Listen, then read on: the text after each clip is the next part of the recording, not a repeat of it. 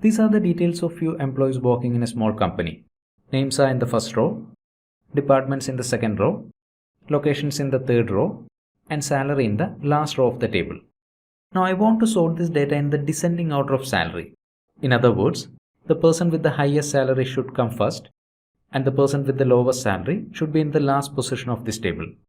So to sort this data in the descending order of salary, select the cells containing data, go to the Data tab, Sort. The dialog called Sort is activated.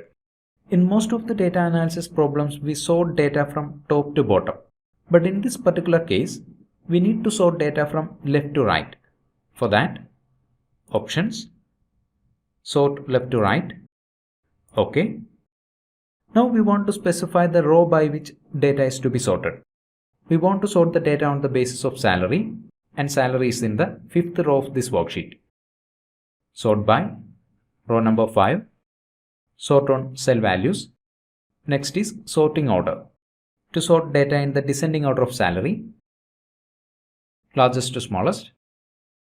OK. See, the data has been sorted in the descending order of salary.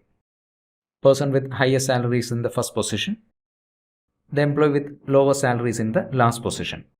Now if you want to sort this data in the alphabetic order of names, select the data, Sort, Sort by, names are in the second row, row number 2, sort on values, sorting order, A to Z, OK. Data got sorted in the alphabetic order of names.